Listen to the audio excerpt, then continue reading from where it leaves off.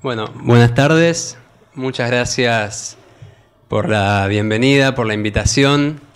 Gracias a las autoridades. Gracias, Pablo, por la exposición que acabas de brindar.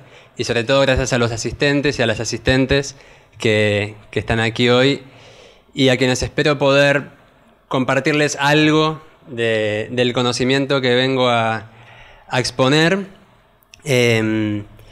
Y que puedan llevarse, más allá de conocimiento justamente de teoría, algunas ideas y aplicabilidad de la misma, tanto para sus vidas personales como profesionales. Y de esto justamente es de lo que habla un poco mi ponencia del día de hoy. Me presento brevemente. Mi nombre es Nicolás, soy licenciado en Historia y estudio actualmente un posgrado en Filosofía Política. Y me enfoco en el pensamiento político del siglo XVII en España. ¿Qué puede tener de valioso la pregunta, el conocimiento por el siglo XVII? Bueno, justamente lo que hoy en día nos puede enseñar este periodo, que es un periodo de crisis, un periodo en el que todavía el Estado moderno, el Estado de Derecho, el Estado-nación, no se hallaba consolidado. Por ende, entidades supraestatales o supranacionales afectaban la vida política constantemente.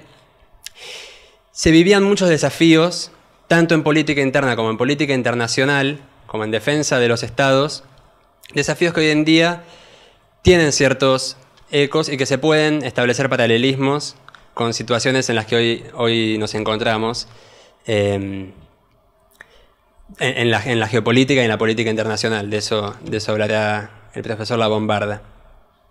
Entonces, mi exposición de hoy será justamente sobre la educación del príncipe en el siglo XVII. ¿Y por qué del príncipe? Porque el príncipe, al ser justamente la cabeza del cuerpo de la monarquía, del cuerpo del reino, era el líder del cual irradiaba, si era virtuoso y si tomaba decisiones correctas, un futuro bienaventurado, un futuro exitoso, y en el caso de que no las tomase o de que incurriese en vicios o en errores, tremendas calamidades que podían hacer peligrar la misma monarquía que estaba destinado a conservar.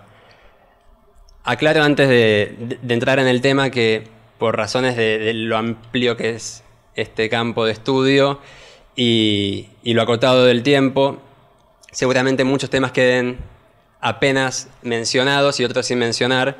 Por ende dejo mi correo electrónico si alguien quisiera escribirme luego para preguntarme algo o hacerme algún comentario, será más que bienvenido.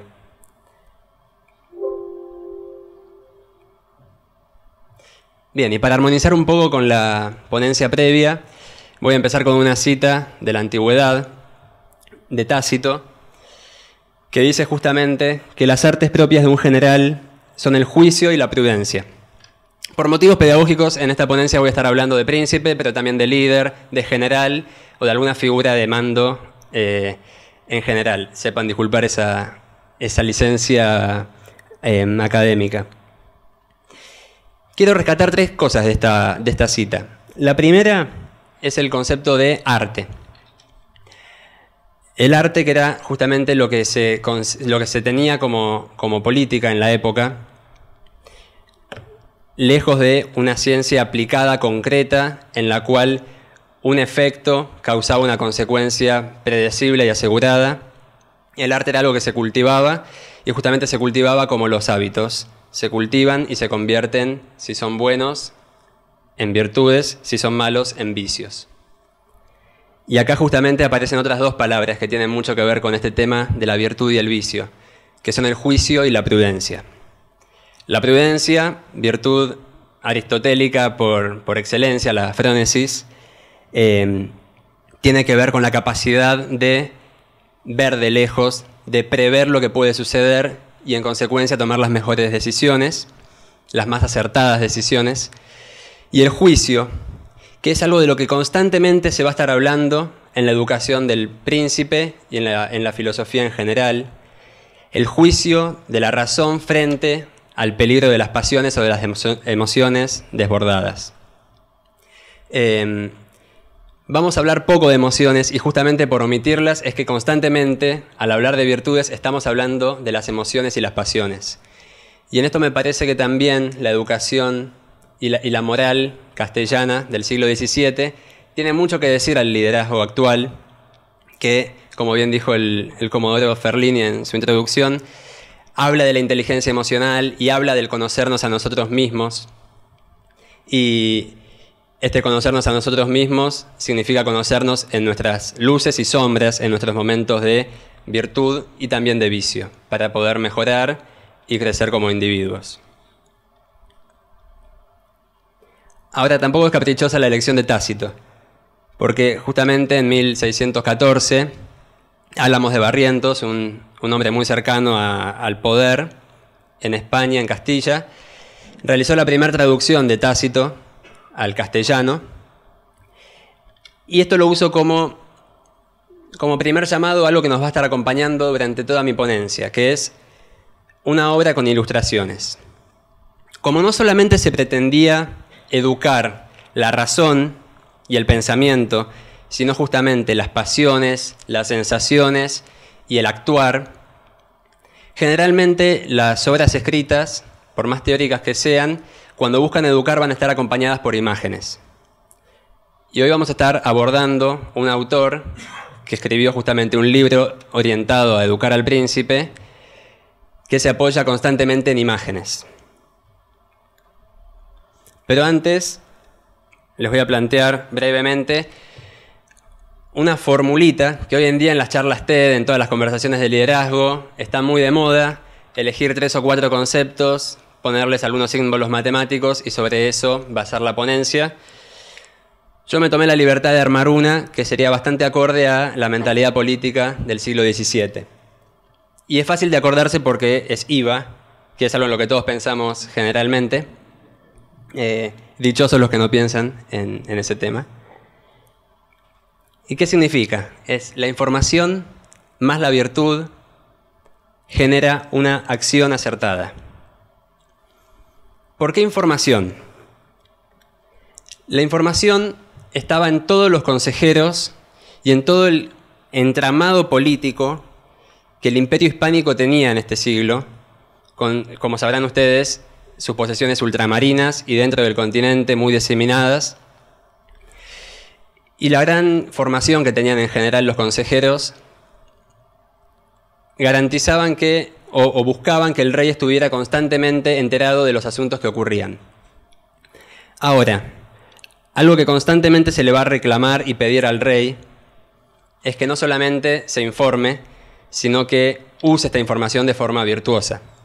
Por eso era importante, y este es el gran siglo de los consejeros, llamados validos en España, es tan importante el consejo, es tan importante que la información esté disponible. Pero también es importante que el que la tiene que ejecutar o el que tiene que tomar decisiones sobre la base de esa información sepa escucharla, sepa recibirla y sepa qué hacer en consecuencia. Eso, cuando no se goza de una inteligencia emocional óptima, o en el vocabulario de nuestra época, cuando no se es virtuoso, no sirve de mucho. Tener la información y no saber realizar acciones acertadas es lo mismo que no tenerla, y de hecho es peor todavía. Por eso, si bien todo el cuerpo político de la modernidad se encarga de dar información, es el príncipe el que debe ser virtuoso y saber qué hacer con dicha información. ¿Por qué? Porque en este siglo que, como les dije, es de crisis y es de cambios, ahora vamos a ver brevemente por qué, se está todo el tiempo viviendo una situación de incertidumbre. Otro concepto que el liderazgo contemporáneo va a estar rescatando constantemente. Vivimos en tiempos de crisis, en tiempos inciertos. También son palabras que resonaban en la conferencia inaugural de hoy. Y frente a esta incertidumbre, nunca podemos estar seguros de qué va a ocurrir con lo que hagamos. Pero sí podemos justamente cuidar una coherencia, una virtud, un actuar bueno, virtuoso, y buscar tener toda la información posible para realizar las mejores decisiones en las circunstancias que se van presentando. Esto buscaban justamente los moralistas que escribían en esta época para formar príncipes y educarlos. Se formaban en la Universidad de Salamanca, la gran mayoría de ellos, cuna de la segunda escolástica, que va a estar respondiendo de forma muy activa contra los escritos de Maquiavelo, por ejemplo, que plantean una razón de Estado inmanente, devaluada de virtud, justamente, y donde la realpolitik, el efecto y la realidad efectual de la cosa se sobrepone o supera a el sentido de trascendencia o la coherencia virtuosa que pudiera tener este accionar. Y cuando hablo de crisis, ahora sí me gustaría ya poner un nombre y hablar de un monarca que tuvo el Imperio Hispánico, Felipe IV de Habsburgo. Me gustaría, como para saber un poco, que levante la mano los que conocen a Felipe IV, saben más o menos qué hizo. No les voy a preguntar, pero es de curioso para conocer la audiencia. Bien, ahí hay unas manos. Bueno, les cuento, Felipe IV fue el rey de España, de España también fue rey nuestro, entre 1621 y 1665. Y ahora sí me imagino que muchos más conocerán sobre la Guerra de los 30 años, la que se dice tal vez la primera gran guerra entre estados. Él fue justamente el rey que tuvo que llevar a cabo y hacerse cargo de esa guerra. Gran crisis, gran momento de cambio que no tenemos tiempo de profundizar ahora. Si me quieren hacer alguna pregunta después será muy bienvenida. Pero a este príncipe, a este rey, se le va a dedicar la obra que vamos a estar citando en esta jornada. Acá hago un breve llamado a la Guerra de los 30 años, justamente, donde se ve en naranja todos los territorios de la monarquía. Y un poco, ¿por qué? Para ejemplificar algo. Es que el rey, lejos de una imagen que se tuvo durante mucho tiempo, que era absoluto y que tomaba todas las decisiones sobre sus reinos, el rey de la monarquía hispánica va a tener la virtud, cuando la tiene, de gobernar de alguna forma permitiendo, de saber manejar la información y las decisiones como para que esos territorios muy distantes entre sí y sin la tecnología de comunicación y movimiento y transporte que tenemos hoy en día, pudieran funcionar y mantenerse en una guerra. Esa fue gran parte de la crisis, pero es ahí donde se apuntaba cuando se hablaba de virtud y se esperaba que el rey fuera justamente virtuoso. No quiero asustarte, me pediste Sí. cuando te faltaran 15 minutos. Buenísimo, muchas gracias.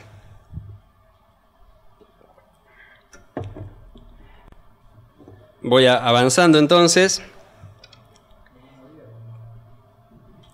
Hoy vamos a estar hablando de un autor castellano de Murcia que se llama Diego de Saavedra Fajardo. Disculpen. Les voy a volver a pedir que levanten la mano quienes conozcan a Diego de Saavedra Fajardo. Bueno, es una buena noticia porque al menos va a ser algo más o menos nuevo. Espero que sea más o menos de provecho también. Diego de Saavedra Fajardo fue un político, un intelectual, fue un fraile, fue miembro de la Orden de Santiago. Como los políticos de la época tenían un currículum muy extenso y se desempeñaban en distintos puntos del imperio. Él principalmente se desempeñó en Alemania. Y lo que va a estar haciendo constantemente en su libro es aconsejar al rey en las virtudes. Recupera mucho las virtudes aristotélicas. Si ven Aristóteles en lo que voy a estar exponiendo, es muy normal y está muy bien. Y quisiera empezar con esta cita que dice: ¿qué importa que llueva Mercedes el príncipe si parece que apedrea? Descompuesto el rostro y las palabras cuando las hace, si llegan fuera de tiempo y no se pueden lograr. Piérdese el beneficio y el agradecimiento y se aborrece la mano que le hizo. Por esto dijo el rey don Alfonso el Sabio que debía ser tal el galardón y dado en tiempo que se pueda aprovechar del aquel a quien lo diere.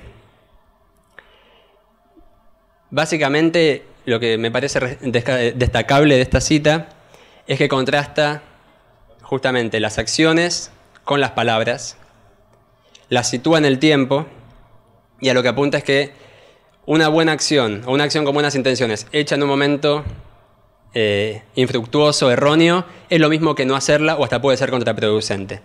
Y acá es donde entra la virtud, justamente, esa habilidad de aprovechar el momento.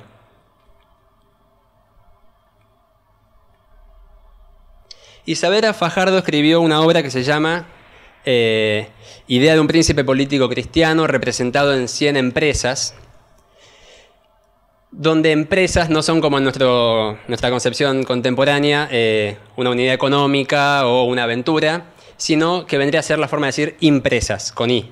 Vendrían a ser emblemas. Lo que hizo fue 100 emblemas, este es un ejemplo, que buscaban representar también de alguna forma un aforismo o un concepto de la virtud y después desarrollarlo en un capítulo. Esta es la primera empresa que lo que dice justamente es: nace el valor, no se adquiere, y nos muestra de una forma bastante analógica a Hércules en la cuna venciendo las serpientes que venían a atacarlo. Y de este libro justamente voy a estar hablando hoy. Me gustaría que nos tomemos un minuto para leer esto y que cada uno piense qué es. Desde la cuna da señas de sí el valor. ¿Puede el arte pintar como en tabla rasa sus imágenes, fortaleciendo el cuerpo con ejercicios honestos y el ánimo con las ciencias, introducidas en él con industria suave y adornadas con erudición? Levante la mano quien le parece que esto es un poema. Bueno, ¿qué les parece? ¿Qué dirían que es?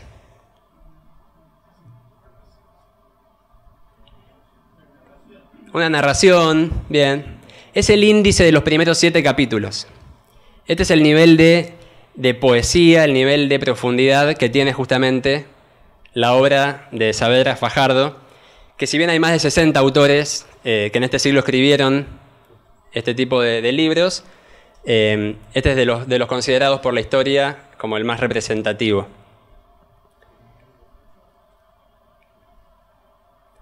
Acá se ve la portada. El libro fue impreso por primera vez en 1640 y dedicada, como dice ahí, al príncipe nuestro señor, que en ese momento era Felipe IV, aquella estatua que vimos hace unos minutos.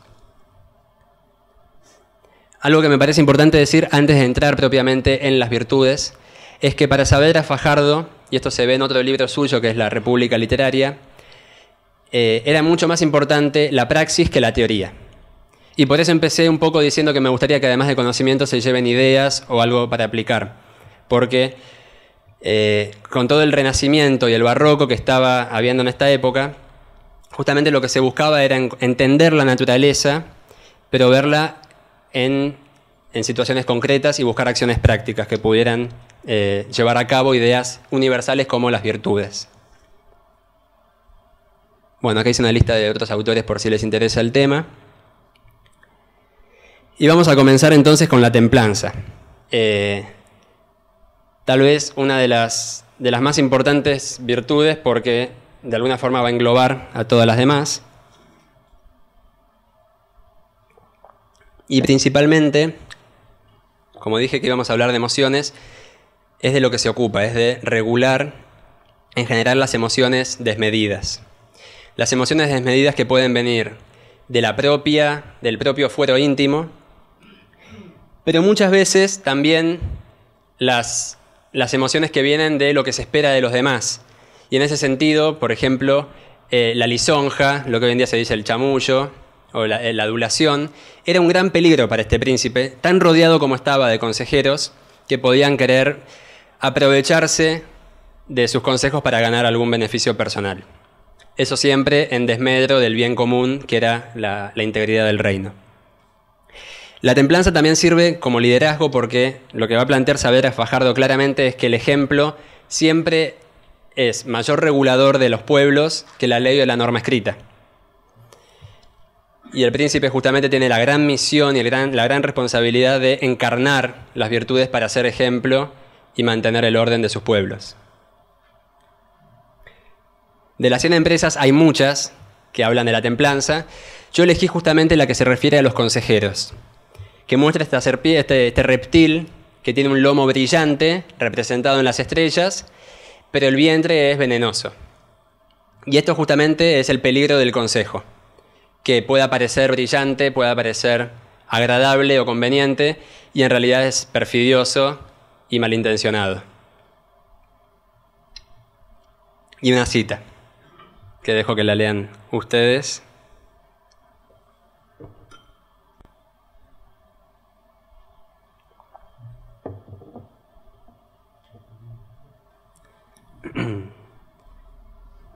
Bien, la siguiente virtud es la de la humildad, que también hoy en día se vuelve a hablar mucho, estando tan de moda el ego, el tema del ego y de controlar las ambiciones personales y lo que nos molesta que nos digan los demás.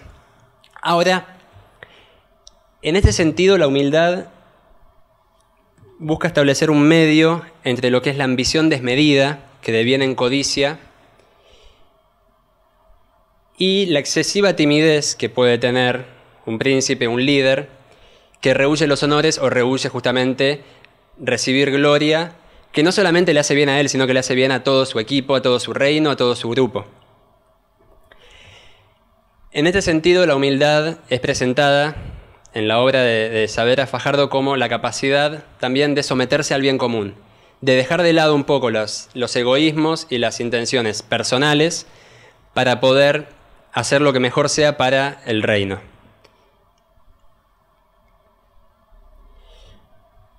Habla de la envidia, habla del peligro de que se envidien entre subalternos, porque lo que están haciendo también es nuevamente dejar el bien común de lado y favorecer sus propias aspiraciones, pero entiende que al líder es natural que se lo envidie de alguna manera. Y esa envidia es hasta sana, porque genera admiración por parte de los subordinados. Y es una envidia que el líder tiene que aprender a convivir. Con la que el líder tiene que aprender a convivir, perdón. Y acá, bueno, el emblema que va a proponer es el de la flor de coral. El coral que frente a la rosa, que necesita de muchos cuidados para crecer y es muy frágil y muy endeble y solamente tiene una belleza efímera. El coral crece en el mar, soporta calamidades y tempestades y es muy bella, pero además es fuerte y duradero.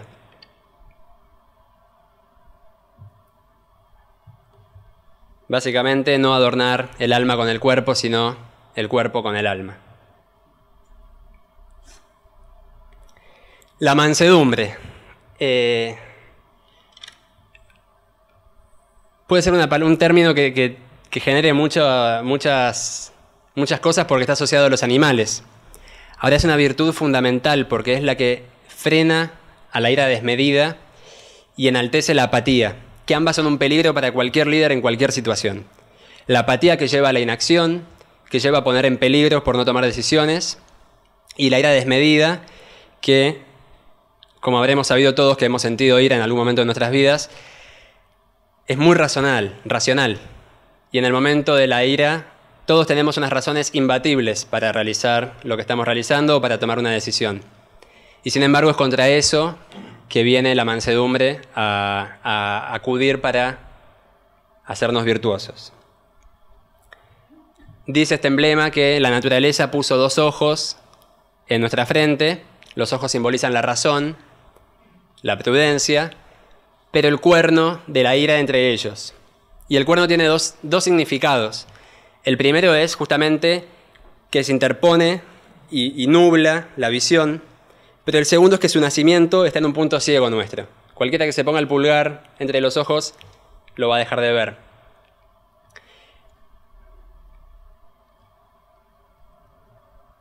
Y a la ira, bueno, el tiempo es solamente la diferencia de la locura. En todo momento de ira desmedida es mejor no actuar.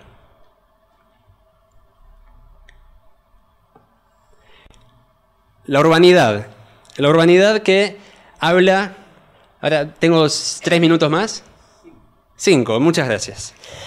La urbanidad que habla... muy generoso, en serio.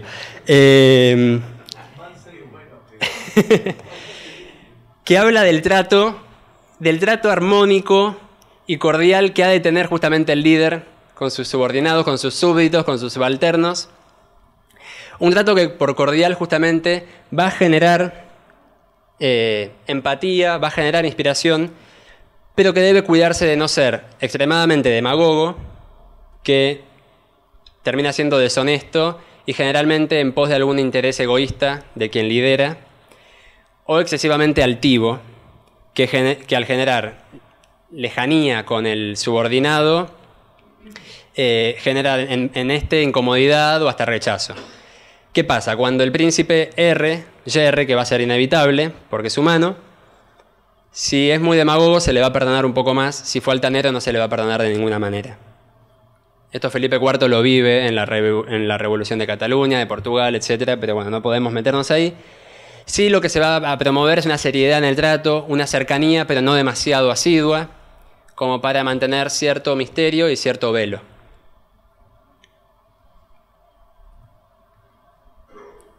¿Cuál es la imagen de esta urbanidad? De alguna forma es el domador que acaricia al caballo, pero conserva la vara en su mano.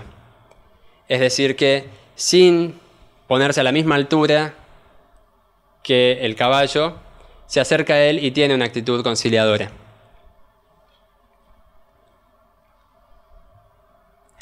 Acá hay otra parte del índice, como les dije son 100 capítulos, así que todo el índice es un gran poema.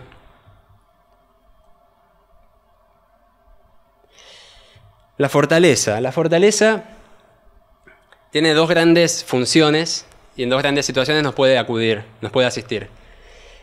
Sirve para sobreponerse al miedo, al temor, a la sensación de no poder afrontar un desafío, pero también, y me parece que es importante aclararlo, sirve para poder decir que no en los momentos en los que sabemos que el desafío puede ser demasiado alto o demasiado difícil y no disponemos de los recursos para afrontarlo. La capacidad, y por eso al final dice que no se basa en los preparativos ni en el apoyo popular. La capacidad de que aunque todos los que nos rodean nos apoyen, decir que no porque sabemos que ponemos en peligro en nuestra integridad y la de los demás. Bueno, ustedes me imagino lo sabrán mucho mejor que yo, pero es muy importante la posibilidad justamente de negarse en ese momento y de poner un límite. Carlos V, a caballo en Mühlberg, un cuadro de Tiziano, me parece que muestra un poco la fortaleza justamente del emperador y lo importante del deseo, de visionar y hacerse cargo de ese deseo que tenía en ese momento. La magnanimidad, como dice etimológicamente, es la grandeza de ánimo, la capacidad de hacerle frente al triunfo y a la derrota con altura, de no rebajarse ante las acciones nimias, ante los comentarios de personas que no importan. Y por eso la imagen es la campana en lo más alto de la torre más alta. Es la primera a la cual se le va a ver la grieta. Es decir, que el líder, lo primero que le van a notar son las fallas. Y esas fallas las van a comentar. Y el comentario, si bien no es bueno, todos sabemos que los murmullos nunca hacen bien a un trabajo en equipo, sí pueden ser utilizados por el príncipe prudente de forma que embellezca su accionar, como las tijeras embellecen la tela. ¿Qué dice Saavedra Fajardo? Las murmuraciones en las orejas obedientes de un príncipe prudente se vuelven oro y perlas, porque ahí se entera de qué es lo que piensan de él y tiene la verdad que está ocurriendo y de la cual se puede hacer cargo. Frente a la intención de, con la fuerza o la violencia, querer apagar esa voz, pensando que la historia después no va a juzgarlo por sus actos de ira descontrolado o de vicio. La magnificencia, también magna, habla más de un espíritu de las obras. Las obras que pueden ser tanto monumentos, que engrandecen a una sociedad, a una cultura, como también la educación. Y en eso quería hacer apenas una nota al pie, porque ya me estoy excediendo del tiempo, de que eventos como este generan justamente impactos en la gente que asiste y en los que asistimos, que son mucho más duraderos de lo que muchas veces sabemos. Y eso apunta a la magnificencia, de generar un impacto que dure en el tiempo y que tal vez, si en el momento no fue visto o percibido, sí se puede recoger y cosechar en el futuro. Un ejemplo claro de esto es el monumento del Escorial. construido por Felipe II. La justicia, como bien dice Aristóteles, ordena la sociedad, es necesaria. Tanto la aplicación de las leyes, que sería su conocimiento, tanto el conocimiento de las leyes como su aplicación. Porque no solamente hay que saber cuáles son las leyes, sino cuándo, cómo, dónde y a quién aplicarlas. Y similar ocurre con los premios y castigos. Cuando un líder ve a dos subalternos, a dos súbditos, a dos nobles enfrentados, la imagen que tiene que ver es la de dos perros peleándose por esta pica, donde cualquiera que gane va a salir lastimado, porque va a morder justamente los pinches. Y mediante justamente la administración de premios y castigos tiene que ir moderando los humores que se oponen entre quienes se enfrentan en su reino. Otro ejemplo de esto es el estribo y el freno. El freno como la razón que domina a la bestia y el estribo como el premio que la hace avanzar. Y finalmente, la última virtud, y les agradezco muchísimo la paciencia, la liberalidad, que vendría a ser también la generosidad. No solamente en elementos materiales, sino también en acciones, en honores, en reconocimiento.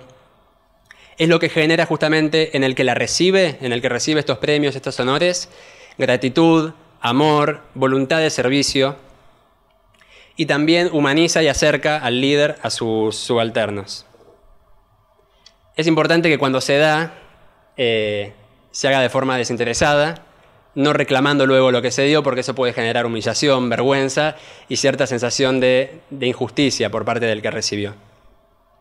La imagen es un monte que tiene varios chorros de agua que riegan los campos.